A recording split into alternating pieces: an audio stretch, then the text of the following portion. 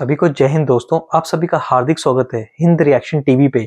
आशा करता हूं कि आप सभी लोग बहुत अच्छे होंगे। तो आज हम आपके लिए एक लेटेस्ट और एक इंटरेस्टिंग वीडियो लेकर आए जिसमें आप देखेंगे कि भारत का मोस्ट वांटेड आतंकी मसूद अजहर, जो कि ना सिर्फ पाकिस्तान में खुलेआम घूमता हुआ नजर आया बल्कि भावलपुर में भारतीय प्रधानमंत्री मोदी को चैलेंज करता हुआ नजर आया। तो इसी मुद्दे पे आप देखेंगे पाकिस्तान के मशहूर पत्रकार आरजू कासमी जी का जबरदस्त रिएक्शन। तो ये वीडियो काफी इंटरेस्टिंग होगी, आपको बहुत कुछ जानने को मिलेगा। तो इसे अंत तक देखें और चैनल पे नए हैं तो चैनल को सब्सक्राइब कर दें ताकि हम आपके लिए लेटेस्ट और दमदार वीडियोस लाते रहें। तो चलिए पहले ये वीडियो देखते हैं और अंत में इसके बारे में बात करेंगे। जय हिंद, जय भारत। आते के साथ ही जो है भारत को, इजराइल को और ना सिर्फ उसको बल्कि अमेरिका को भी धमकी दी है और कहा यही है कि जी वो जिहाद शुरू करवा देगा और वहां पे अटैक्स वगैरह की भी उसने बात की है। अब ये डेफिनेटली पाकिस्तान के लिए कोई अच्छी बात नहीं है। पाकिस्तान को इस वक्त संभल जाना चाहिए। पाकिस्तान को इस बात को समझना होगा कि ये इस किस्म के लोग जिनको हमने बनाया, हमने पाला पोसा, हमने सिखाया पढ़ाया और हम ही आगे लेकर चले, ये कितने ज्यादा खतरनाक हो सकते हैं इस वक्त पाकिस्तान की जो सिचुएशन है उसको लेकर। वैसे तो खैर हमें बनाना ही नहीं चाहिए था, ऐसे लोगों को क्रिएट करना ही जो था वो पाकिस्तान की सबसे बड़ी गलती थी। लेकिन इसके बावजूद अगर अब क्रिएट किया है और उसके बाद लोगों को नुकसान पहुंचाने के लिए, किसी दूसरी कंट्री को नुकसान पहुंचाने के लिए, डराने धमकाने के लिए, लेकिन अब इस वक्त पाकिस्तान की जो सिचुएशन है उसमें ये मसूद अजहर जैसे लोग दोबारा से निकल कर अगर इस किस्म की बातें करेंगे, इस किस्म की बातें करते पकड़े जाएंगे और उसके बाद किसी तरह का कोई नुकसान भी अगर इजराइल को, भारत को, अमेरिका को या किसी भी कंट्री को हुआ तो पाकिस्तान को ये सोच लेना चाहिए कि वो लोग पाकिस्तान की भी ईंट से ईंट बजा देंगे। इस बार कोई छोड़ेगा नहीं। ऐसा नहीं होगा कि बार बार आप जो है इस किस्म की हरकतें करें, इस तरह के लोगों को बाहर निकालें और इस तरह के लोगों से दुनिया को डराएं और उसके बाद बार बार लोग आपको माफ कर दें और आपको छोड़ दें। लेकिन प्रॉब्लम ये है कि पाकिस्तान में जो लोग इस तरह के लोगों को क्रिएट करते हैं, जो लोग इस तरह के लोगों को बनाते हैं, पालते हैं और आगे की तरफ बढ़ाते हैं, वो इनको रोकने के लिए तैयार नहीं है। इसलिए कि उन लोगों की फैमिलीज पाकिस्तान में नहीं रहती, इसलिए कि उन लोगों को कोई फर्क नहीं पड़ता, ना उनका पैसा यहाँ है, ना उनका खानदान यहाँ है। तो यहाँ पे जो लोग रह रहे हैं उनके जहनों में जहर भरकर पाकिस्तान को कहना चाहिए, पाकिस्तान का बेड़ा गर्क करके उन लोगों को कोई फर्क नहीं पड़ता।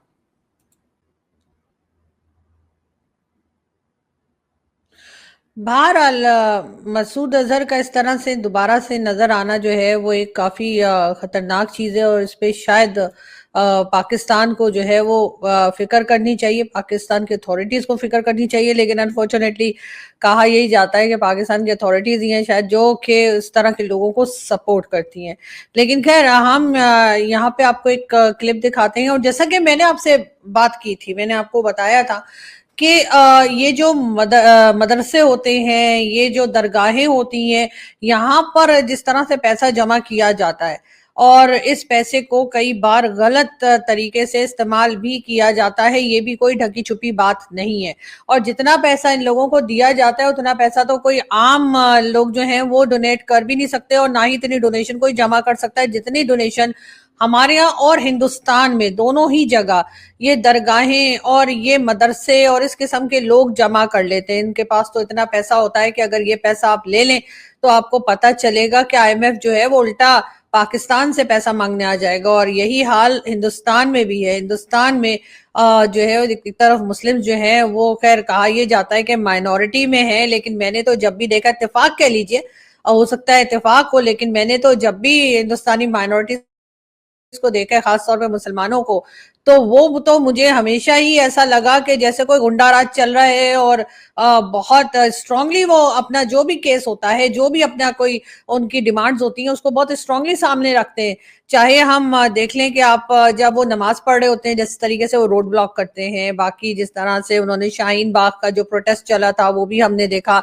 अब मैं ये नहीं कह रही कि सभी को बहुत मजा आ रहा होगा या सभी बहुत आराम से होंगे, हो सकता है कि कुछ लोग परेशान भी हों, लेकिन मेजॉरिटी को मैंने यही देखा है कि वो उल्टा गले पड़ जाते हैं। यानी कि जाकर जो मेजॉरिटी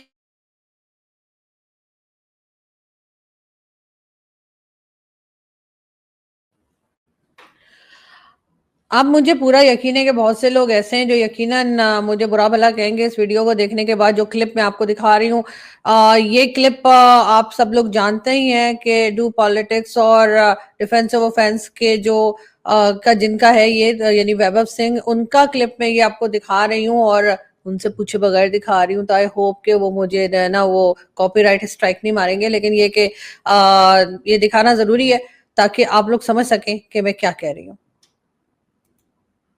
और दरगाह बना देना, फ्लाईओवर के ऊपर दरगाह बन रही है। दुनिया में कहीं नहीं होता ये चीज। आप पूरी दुनिया घूम के चले आइए, आपको कहीं फ्लाईओवर पे दरगाह नहीं मिलेगी। फ्लाईओवर के ऊपर दरगाह आपको दिल्ली में मिलेगी।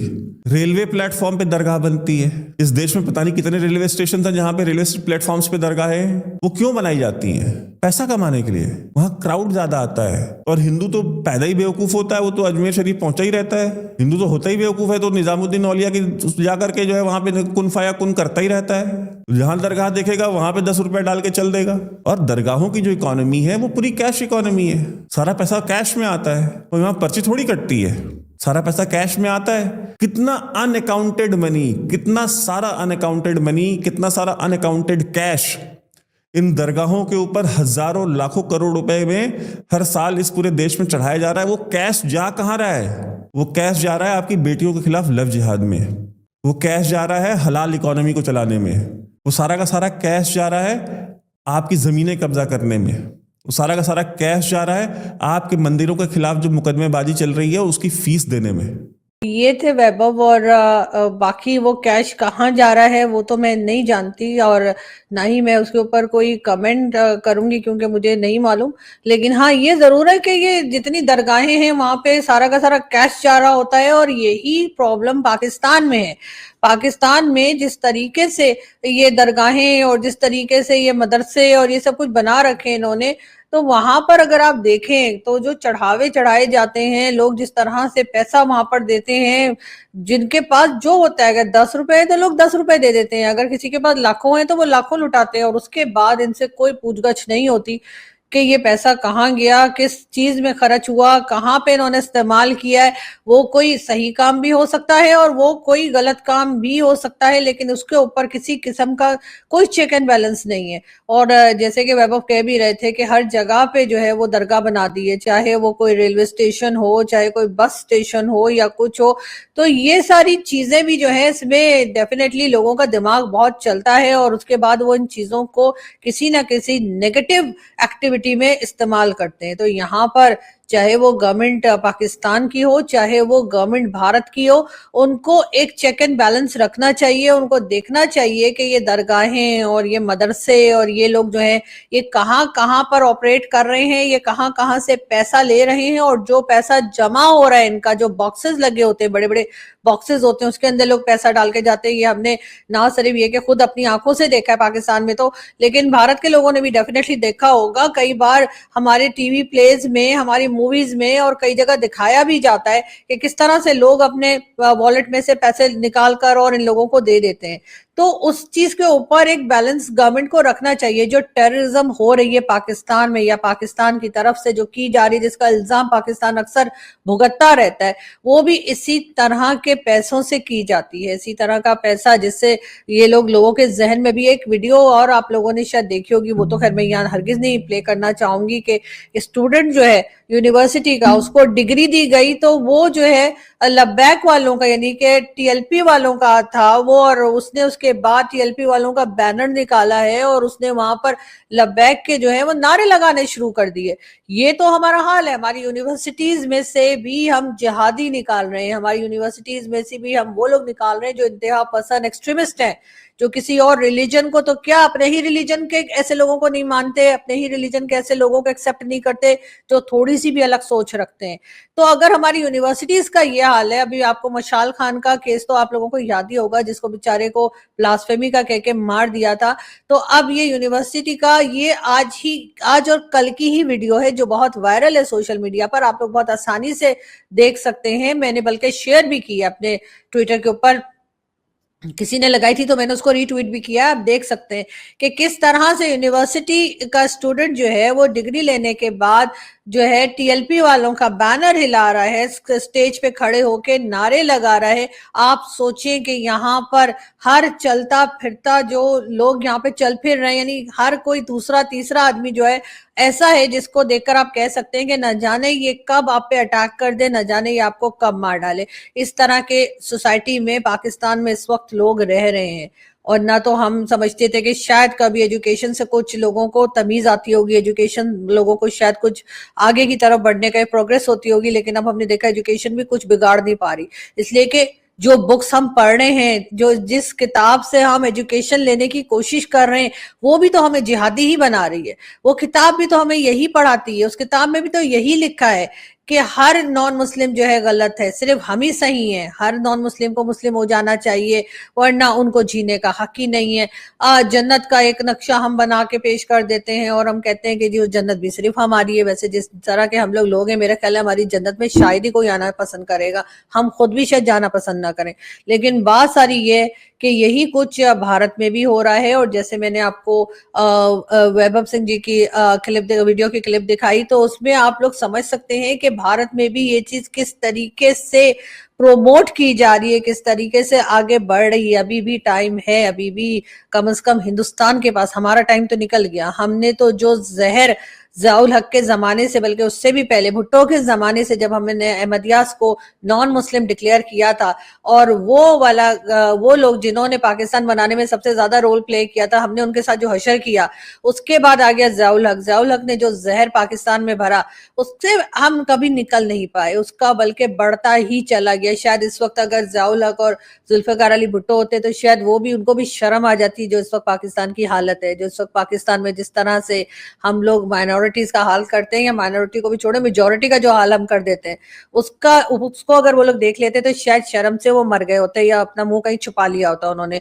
कि क्या हाल उन्होंने इस पाकिस्तान का कर दिया है। मगर ये कि भारत जो है उसमें अभी भी संभला जा सकता है। भारत की गवर्नमेंट अभी भी इस चीज को रोक सकती है, इस चीज को संभाल सकती है कि आपके यहाँ भी यही एक्सट्रीमिज्म जो है वो ना बढ़ जाए। आपके यहाँ भी ऐसा ना हो कि कल को आप लोगों को भी पता लगे कि सबके नाम बदल गए और सबके सब जो है वो रिलीजन चेंज करके घूमते हुए दिखाई दे मुझे, ऐसा ना हो जाए। तो आप लोगों को थोड़ी सी एहतियात करनी पड़ेगी। आप लोगों को थोड़ा सा अपने यहाँ एक कुछ ऐसा लॉ लाना पड़ेगा जिससे कि आप लोग कोई कानून बनाएं कि आपको पता चले कि ये मदरसों में और दर्सगाहों में और जो जिस तरह के मज़ार और जो कुछ है, चाहे वो अजमेर शरीफ है या कुछ भी है, तो वहां पर जो फंड इकट्ठा हो रहा है वो किस काम में जा रहा है, वो कहाँ जा रहा है। और वो जैसे कि अभी वैभव ने भी कहा कि उसका कोई चेक एंड बैलेंस नहीं है, टोटल कैश में है। और यही चीज पाकिस्तान में भी हो रही है। ठीक है, पाकिस्तान की हालत बहुत खराब हो गई है, पाकिस्तान में लोगों को सपोर्ट करने वाले बहुत से लोग हैं, लेकिन शायद कुछ लोग ऐसे हों पाकिस्तान में जो पाकिस्तान में सुधार ला सके। शायद कुछ लोग पाकिस्तान में ऐसे हों जिन तक मेरी आवाज जाए, या मेरे जैसे लोग जो कि हम बहुत ही मामूली से, जिसे कहते हैं ना आटे में नमक से भी कम, हम लोग इतनी कम तादाद में यहाँ पे जो इस तरह की सोच रखते हैं कि हमें भी हर वक्त यही लगता है कि शायद आज हमारा आखिरी दिन है, शायद हमें कल नहीं छोड़ा जाएगा, शायद ये हमें कल मार देंगे, हमें उठा के ले जाएंगे, जो भी करेंगे।